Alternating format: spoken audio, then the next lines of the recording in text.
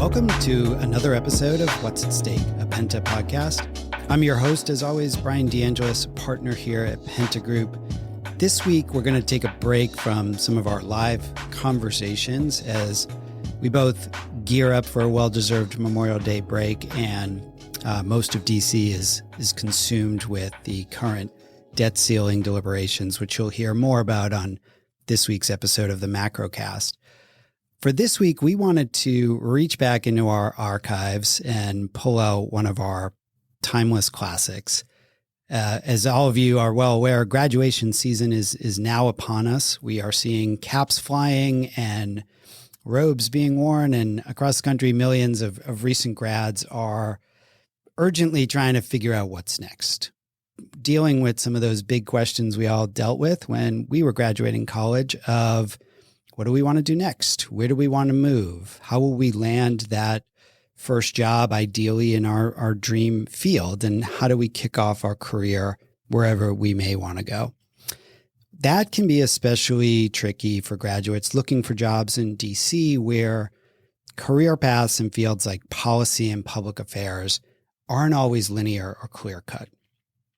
A couple of years ago, we sat down with a couple experts to really offer some best practices and best advice. And we thought it would be timely to reach back into that episode and republish it this week for all of our new college grads. It's one of our most popular episodes, titled How to Get a Job in DC.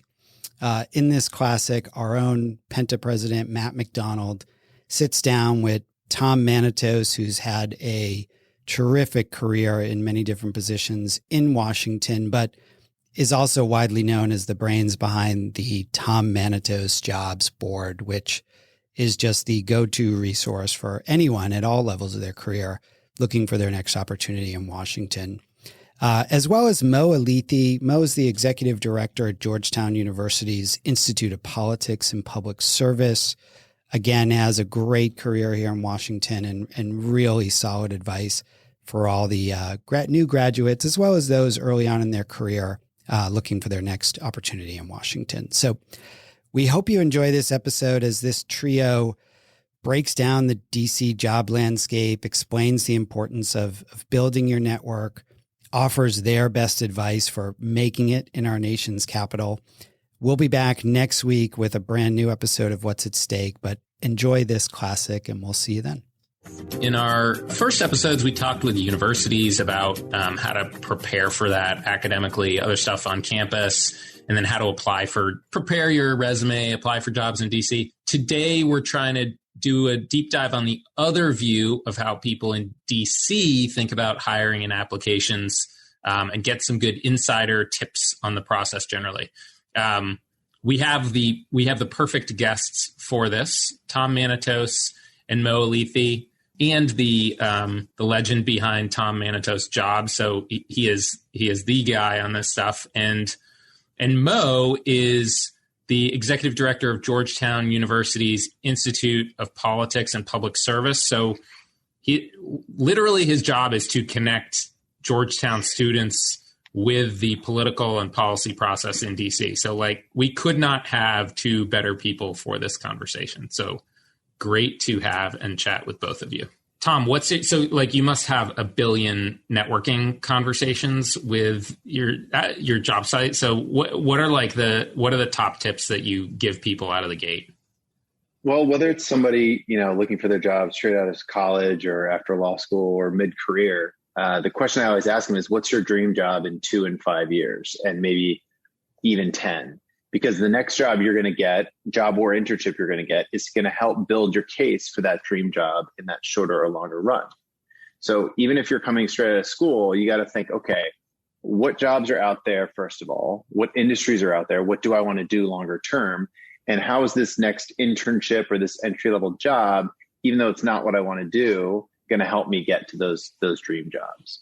So just one small example of my career, I spent 11 years, both on campaigns and on Capitol Hill on the official side. And I was coming out of 11 years of Capitol Hill, and I didn't know what I wanted to do long term. So I had to pick 2 different industries I was targeting. I picked to go to a trade association over another job that only because of that experience at that trade association got me my dream job, which is working for Spotify, and I got to open up their DC office. So you got to think 2 and 3 steps ahead. That's one. 2, it's all about networking.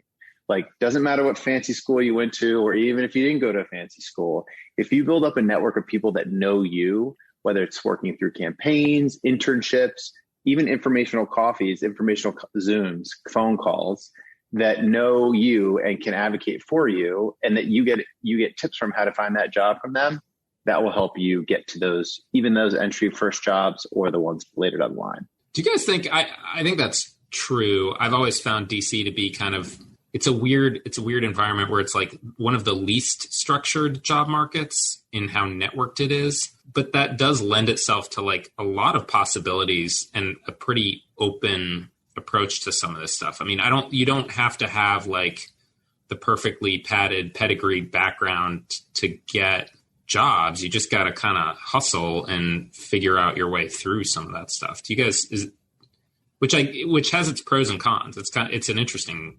it's different than a lot of other places that I've lived and worked. Yeah, I think that's right. I mean, look, I tell people all the time, with each job, you want to do 2 things. You want to collect new skills and you want to collect new people, right? Everyone talks about DC being a place where it's all about who you know, and they say that pejoratively. Well, it is about who you know, but it's also about what you know, right? Like, you got to do the job and be good at it, but also meet people. If you catch their attention, they will help you. You know, before coming to Georgetown, I spent 20 years working on political campaigns, which means every single year I was looking for a new job and I was hiring a bunch of people. And I don't think this is that much of an exaggeration. I had a resume for my first 2 jobs, and I didn't need a resume again until Georgetown made me write one for this job. Because what I was doing was I was going out, working on these campaigns, hustling, and meeting people. And that network was helping me get the next campaign. I could call people up and say, hey, this is the next campaign I want to work on. Or eventually I got to a point in my career where people were just calling me saying we were about to announce and, can we talk to you? So the network is critical. Collect new skills. Every job you take, you should be learning something new and pushing yourself, and collect new people and stay in touch with them, because that's going to make all the difference in getting your foot in the door. I think Matt Rhodes has, I think his take on this is that like campaigns especially, but DC in general, is like, it's helpful thinking about it like the coaching trees in the NFL, where like you figure out, oh, okay, so they worked for this person and that means they know this. And like, that's how people think about recruiting on campaigns, which, the churn on that stuff is fast. Like, I think I had, by the time I was 30, or by the time I left for business school, I think I had like 8 jobs in my 20s, because you just crank through these things. That's right. And I think campaigns are a great opportunity to learn a bunch of new stuff, get a ridiculous amount of responsibility for your age, because everyone's underpaid and not experienced. And then on Mo's point of gathering people, like some of my best friends in politics are from when I was one of the youngest people on the Gore campaign at the headquarters in Nashville, Tennessee. And they're all littered all throughout politics. And I've relied on them. They've relied on me throughout. And that was when I turned 21 on a campaign. And each time when I was volunteering at a campaign in my mid-20s, a guy came for a walk packet, and I knew he was an important Capitol Hill official, and I paid attention to him and, treated him well, and he saw me working my butt off. He ended up being my chief of staff 2 years later for Speaker Pelosi. So like, you never know who you're going to interact with on campaigns in a volunteer capacity, at an internship, that you're gathering those people, you're proving to those people that you work hard and you pay attention to detail and you're nice to everybody. And that's just going to pay dividends and keep building that network of people that know your work and are going to be able to advocate for you. One other thing, and it's on my website, it's an article I wrote on 11 key networking tips, is you got to be organized though. Like, keep track of these people, write notes of the conversations you've had. If it was an informational coffee, that's right. On that campaign, I took down the name John Lawrence. He was the head of the Education and Workforce Committee.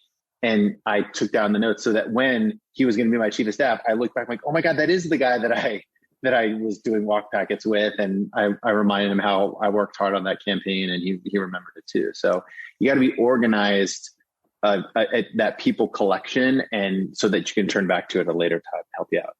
How much do you guys think that, in thinking about, like, it's an interesting balance in my mind in some respects between, like, I think it's true that it is helpful to know where you want to go and what you want to pursue and where you want to end up. And at the same time, there's a vibe on some of these things of like, you got to be ready to chip in and do whatever. And I mean, even on campaigns, it's like, great, you're hired, be in X place on Monday.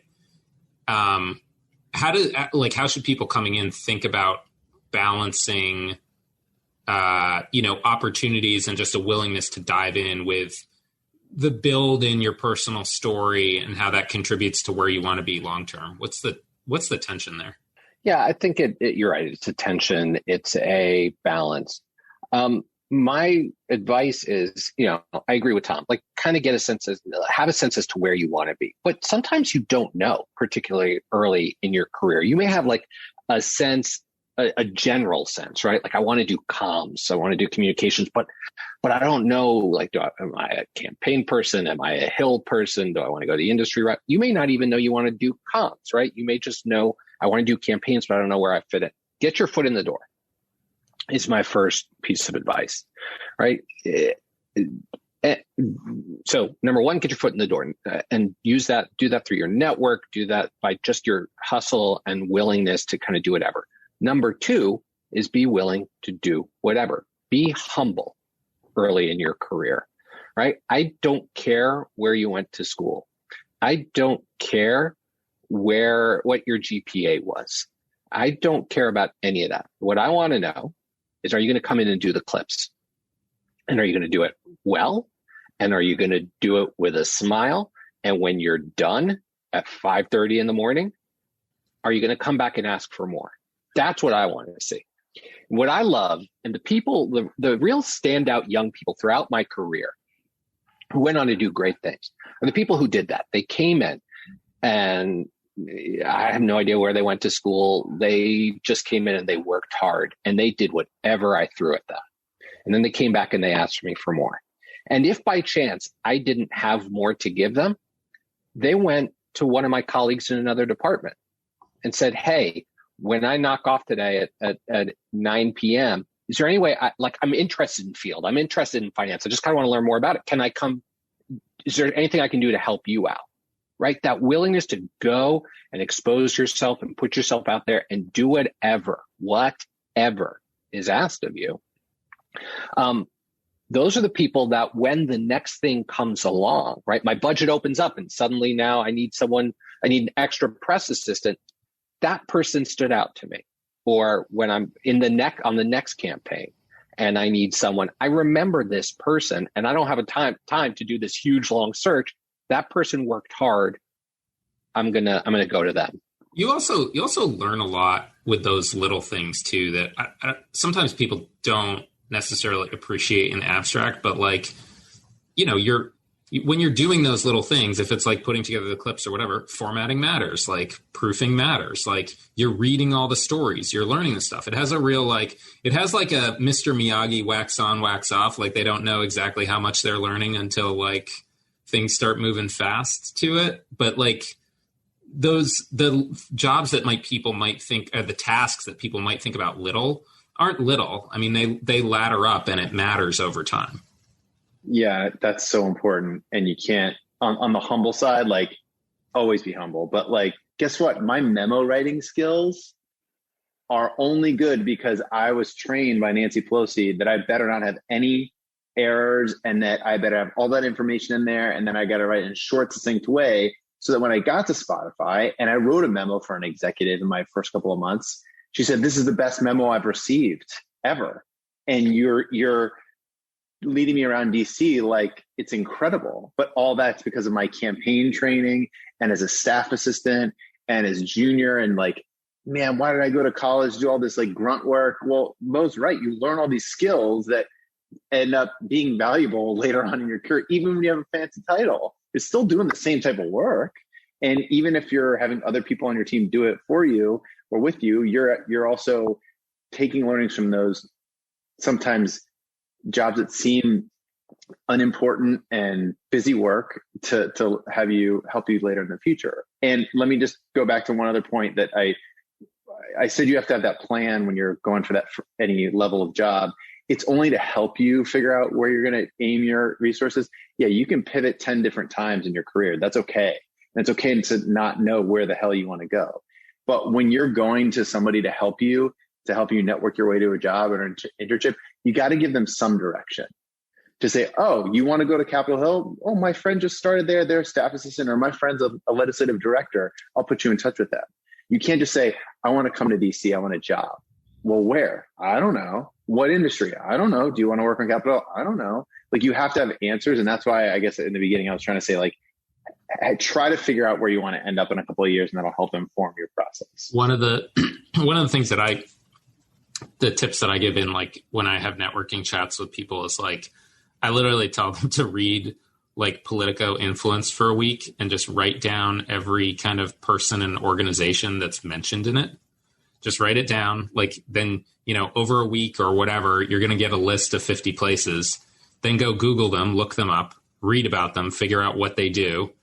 And then, like, rinse and repeat. I feel like we all know this having worked in DC for a while, but there's like an aspect of like on the outside, you don't know what you don't know. And how do you even start? How do you start networking? Like, how do you even figure out the places of what the jobs are or what you could be interested? That's hard for people.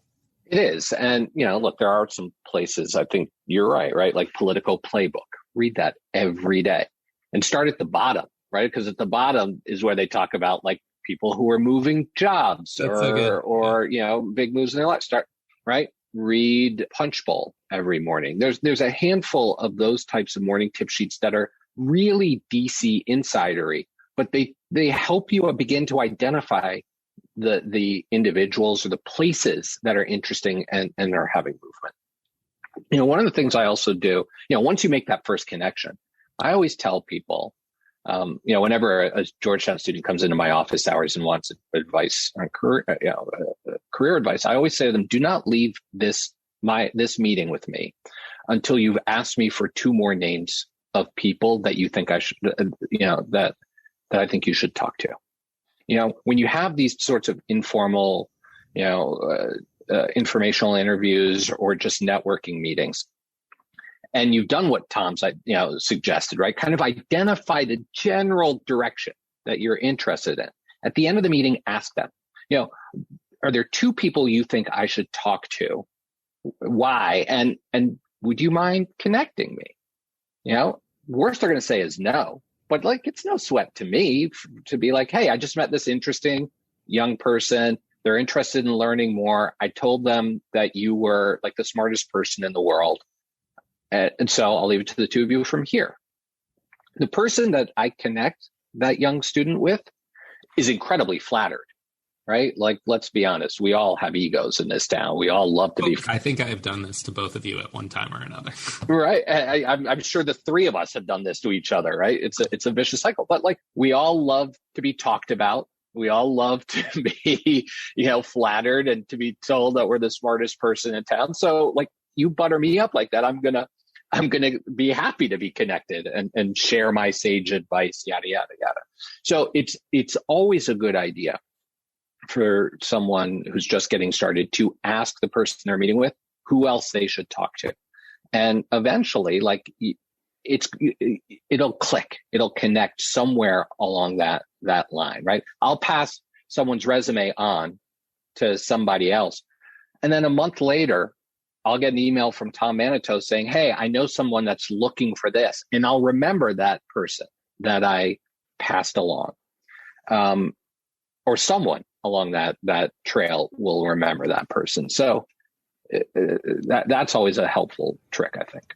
Tom, what's your take for people who are at 0, right? It's like we're talking about like networking and being willing to do the hard jobs and stuff, but like someone's not at Georgetown in the mix on this stuff. They're at UGA or something and they like this stuff, but they're just not immersed in it. What do they do? First of all, don't hesitate. Realize that the chief of staff of the White House, the senior advisors around the president, the press secretary at the White House at the podium, they were all in your shoes. No one knew anyone at some point. So have the confidence that when you're asking somebody, even a cold email, a cold call, that we've all been there. And there's a very, very pay it forward mentality in this town where, yeah, like I'm going to help you out because someone else helped me out in the beginning. But when you have a zero calculation, you go find people who share a common thread with you.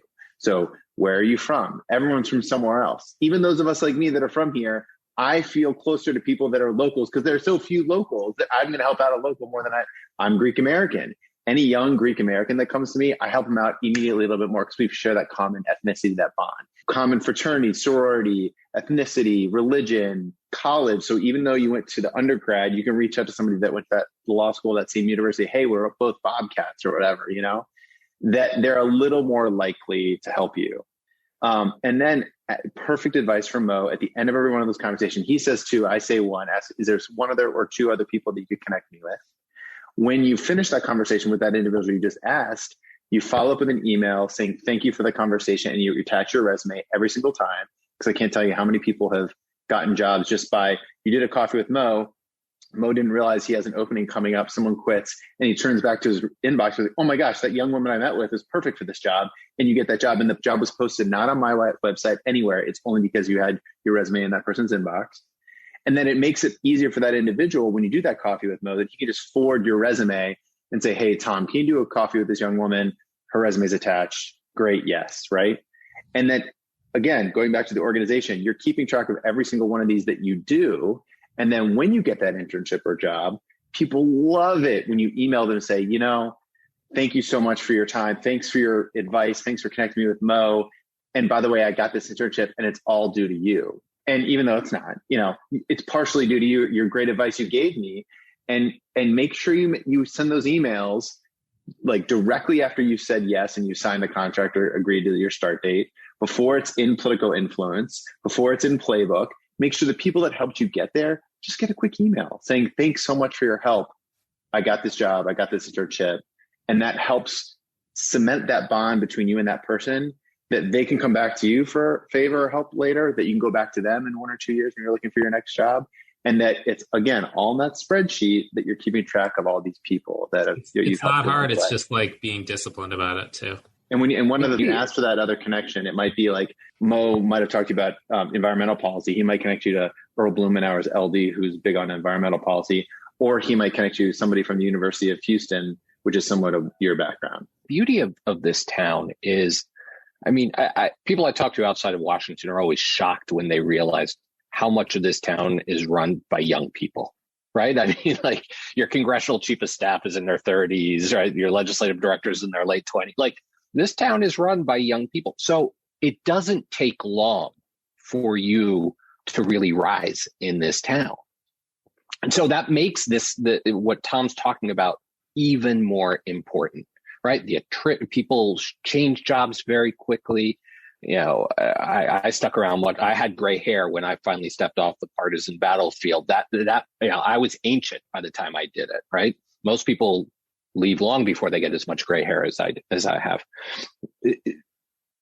So keeping up with those people is really important because the next opening is going to come along really, really quickly. And you can get from zero to, a communications director role or a legislative director role, or even a chief of staff in 5, 6, 7 years after being at zero.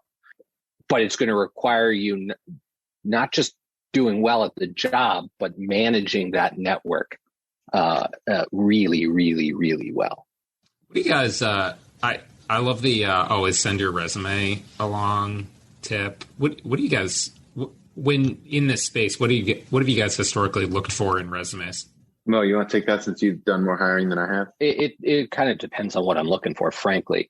But what I'm looking for is, particularly for like an entry level position, obviously it's entry level, so it's not going to be a ton of experience.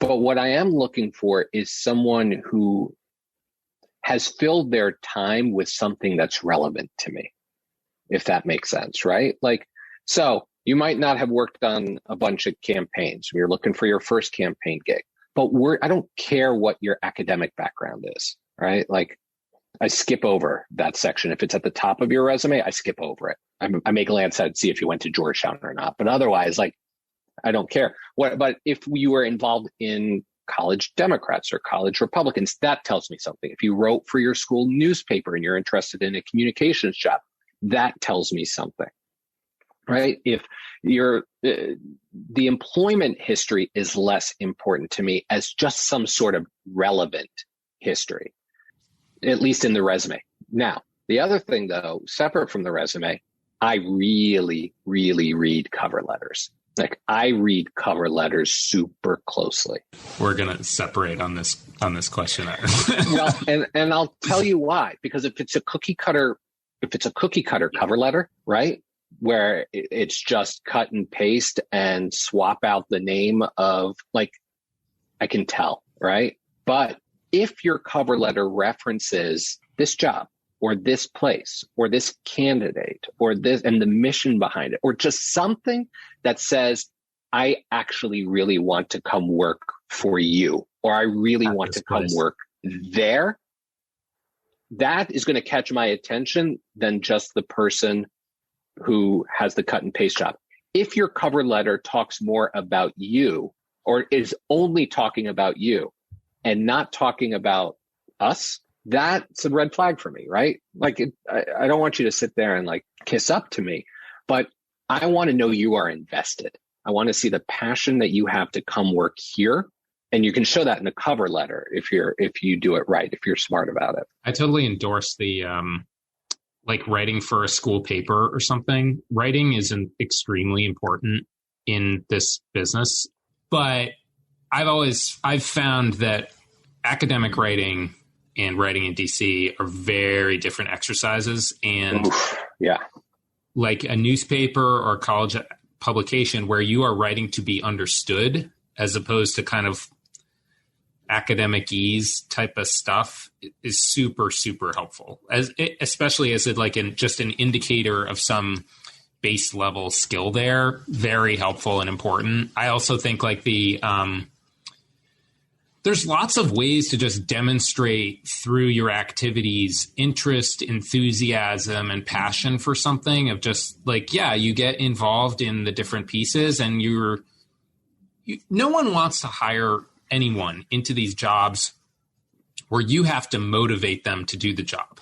Like, that is not what DC stuff is about. People have to bring their own enthusiasm, their own interest. If someone doesn't want to be doing this, they're never going to read the extra paper. They're never going to like be following this stuff themselves. And like, this stuff it's hard enough as it is. You don't want to, like, especially with the stakes of some of the work and the jobs and all the rest of the stuff, is like, you don't want to have to coax them into motivation. That's at the bottom of the list of things that you need in your day to day. And one thing I'll add is just whether it's the resume or the cover letter, you need to gear it towards the job you're applying for. So don't tell me that you wrote for the school newspaper when, that's not in the job description. In this case, it usually would be, but that's a bad example. But like, you need to tailor each resume and each cover letter to the individual job itself. Or if you're not paying that attention to detail and doing that extra work, you're not going to pay attention to do the extra work in your job. It's the one shot you have to that future employer. There better not be typos. Have everyone and your mom read your resume for typos. Especially when you're applying to a job, do not put another employer's name in there, just like Mo said. Double, triple check everything.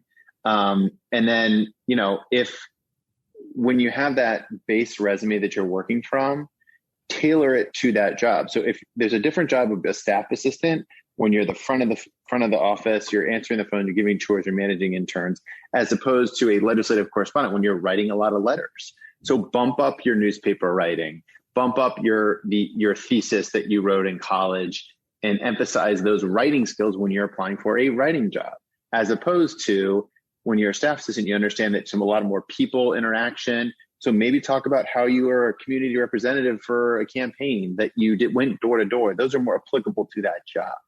So tailor those resumes to those different jobs. And you can have a bunch of different resumes that you just pull out and as you're going to each job, but show the time and care that you put into it.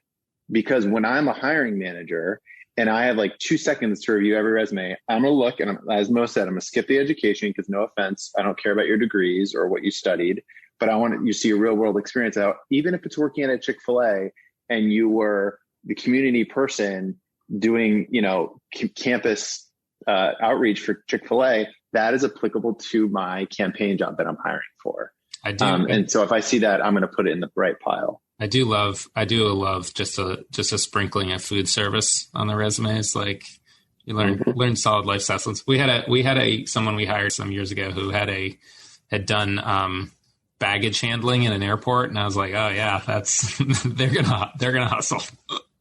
No, totally. I mean, look, there's a certain humility that comes along with this, right? Like, and it's hard. It's a hard adjustment for a lot of people who may have been like, crushing it in college and they're sort of top of their class or they're head of whatever extracurricular, right? Or they're just sort of, big person on campus. And now you're stepping out into this big world where you gotta understand and you gotta express your willingness, to do the little things. The fact, when you show me that, right, that sticks out to me. The fact that you're willing to do whatever we need, because in this town, that is one of the single biggest commodities for any office, any campaign, any political organization, any advocacy group. They got a lot of big thinkers already, and I get it. You want to be one of them, but you're not going to be first, right? They need people who are willing to hustle. So show them, right? Show them your ambition, but show it humbly and show them that you are willing to do what it takes. So yeah, put that stuff that's on your resume, but show me how it's relevant. And then you're going to catch my attention. What's the when you guys think about like that first rung of the ladder in DC, and so someone's coming to DC from wherever in the country, do you guys what is your school of thought on like move to town, crash on someone's couch, and start like pounding the pavement and doing meetings? Obviously, like we're in COVID now, so. It's rule book out the window, but how should people think about? I mean, because like in DC, it does have this quality of like it feels like you got to be here to do. I mean, we're talking a lot about networking. It feels like it's helpful to be here to like normally do the coffees and that sort of stuff. Maybe some of that'll change, but like, how do you counsel people on who are cautious on like diving in headfirst to the deep end of like moving across the country and doing the thing? Because one of the challenges, part of the reason that we're doing this series, it's May. People are going to graduate soon. People who have the aspiration to do this work are going to be thinking about it. What do you counsel people on that score? Pre-COVID, I was always telling people to come to town. And I think I'd still say that because things are going to slowly start opening back up. I helped somebody get a job just because they were on my kickball team. And I never would have met this individual had it not been for the silly social kickball. You're not able to go to the California State Society get softball game and happy hour if you're in another town, if you're back in Sacramento. Like, get out here, get meeting people. It's actually shockingly a small town in the sense that like people you run into, you interact with are at many of the different areas that you could possibly work in. So it helps to be here. And in-person coffee is so much more effective in terms of that person getting to know you and you striking up a relationship than a phone call. And I understand phone calls and Zooms are only, limited availability these days. So get them done.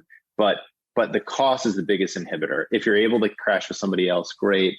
If you're able to acquire a paid internship that at least gives you some income to pay that lease note while you're looking for your permanent job, great. And then there's a whole different set of things you can do remote, but yeah, being in person is I think a lot better. I actually usually avoid answering this question because I don't think there is a right answer to it.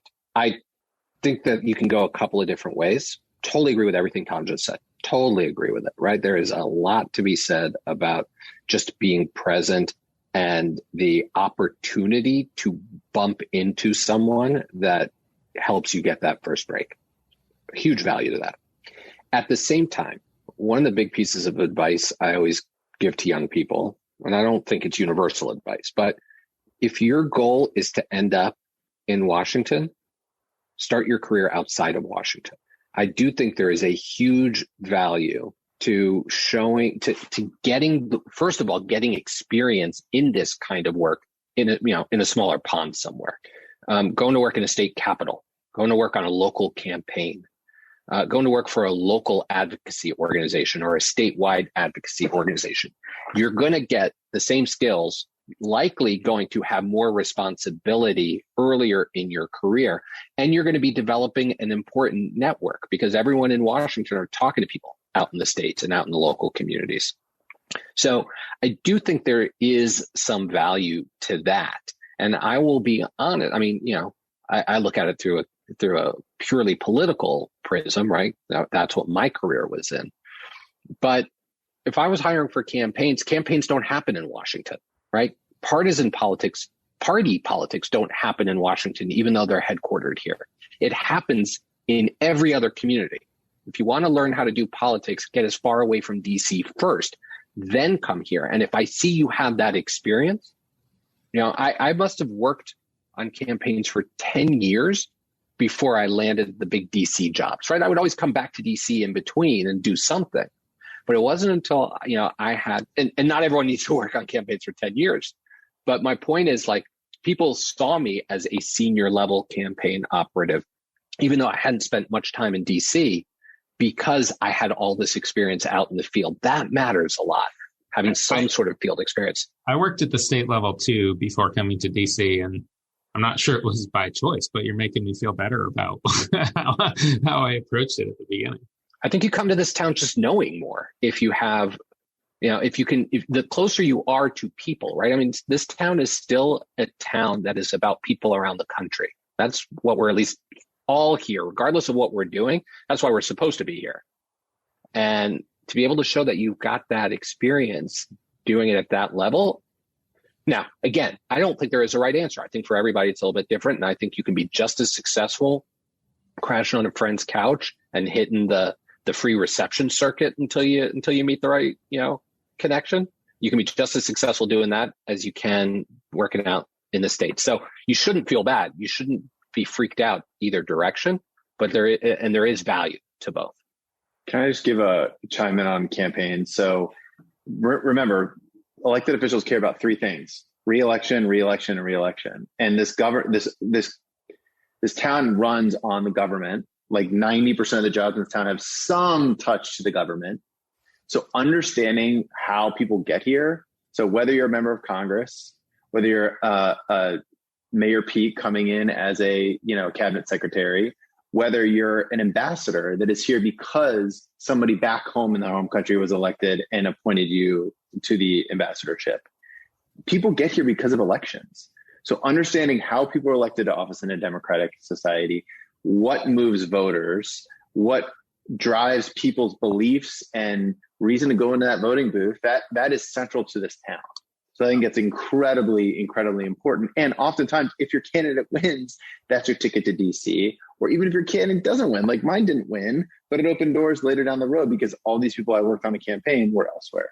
It's such a good perspective. And even if you are the wonkiest of wonky policy people who love diving into the numbers and the rationale and the theory, you can't get it done. You can't explain it to people. It doesn't matter. You're just so much more effective if you're a multi-tool player in DC. 100%. Guys, this has been an awesome conversation. I want to suggest, ordinarily, we should take our own medicine and suggest 2 more people to talk to, but there's only so many of these podcasts that we're going to do. So I want to suggest that we conclude with gratuitous self-promotion of the different pieces and organizations that you're part of now. Like, let's bring it home to the pieces of like what you guys are trying to do at Georgetown, or Tom, like the job board and how you think about that. Like how does that all that apply? Like we've just gone through all the theory and the advice and all that good stuff, but like, what are you guys trying to do at your institutions? Because you're very much at the center of this process. Like, what are those resources that you're typically offering to your constituencies, and how do you think about that? Whether it's Capitol Hill, executive branch, private sector, campaigns, we're pushing out as many jobs on a bipartisan basis as possible. Yeah, I worked for Nancy Pelosi, but my wife worked for President George W. Bush. And we've helped our friends throughout this process. And yes, networking is important, but you also got to find out about the job. So every morning at 9:15, an email comes out from Tom Manatos Jobs, a free email with all the jobs that have been posted in the last jobs and internships that have been posted in the last 24 hours. So you get that every morning, sign up for it. It's free automatically. And then if you want the full job posting, you want to apply to one, it's $5 a month or cheaper if you sign up longer. And then also where this podcast will be hosted is on a page of resources where there are videos of how to get a job in administration, how to get a job on Capitol Hill. There's a full list of all the different individual job boards per agency, even on the RNC and the DNC, you name it, in government. So it's just a one-stop shop for finding out about jobs that are being posted in DC, and then layering on top of that the advice about networking. So, this is why it's like, it's not a partisan thing. We're all helping each other out. Like, help all my wife's friends after Bush lost and Obama won. It was so hard to get a job. Same with all the people from Hillary land and Obama land that thought Hillary was going to be president when Trump was president. I was helping all them find jobs. And so it's just cyclical. It happens all the time. So it doesn't matter if you're Democrat, ask a Republican for advice or vice versa. And just find out about the jobs, then network your way there. Yeah. And for us at the Georgetown Institute of Politics and Public Service, we're at a university. A lot of the community we serve is the Georgetown community, but we really do try to open up most of what we do. Our goal is to bridge the divide between academia and the applied politics, the practical world of politics. So we do a lot of the discussions and big think about how the political process should work better. But we bring in the practitioners to have this conversation as opposed to the political scientists to have this conversation with our students. But even more importantly, what we're trying to do is give these students not just the opportunity to think these big thoughts, but as we were talking about earlier, learn some practical skills and create the beginning of a network. And so by putting, practitioners, whether they're big name journalists or big name Hill staffers or campaign operatives, in a room with students for regular conversations and clinics and workshops, the goal is for them to sort of get a little bit of dirt under their fingernails and actually get a taste of what this looks like. But then those first few people that they can call for those informational coffees. And like I said, a lot of what we do is open to anybody in the community. So anyone can come and sit down on these conversations. Awesome. Guys, thanks for making the time. This has been a great conversation. Thanks for hosting it. Yeah, thanks for the invite. Appreciate it. It's Brian again, back on the mic. You just listened to one of our classic episodes with what we feel is really some timeless and solid advice for those who are looking to either start their careers or figure out their next move in Washington. I really can't think of a better trio than Tom, Mo, and Matt to have this discussion. And that's why we keep coming back to it every graduation season, because we see that it gets such a great response, and we hear from our own recent grads and those who are starting new opportunities here at Penta about how helpful the advice is. So a big thank you again to Tom, Matt, and Mo for coming on the show in the past and offering this advice. We'll have to have them on again soon to see if they have any new advice for our college grads. But we hope you found it helpful. We will be back next week with a brand new episode of What's at Stake, a Penta podcast. Have a great Memorial Day weekend, and we'll see you then.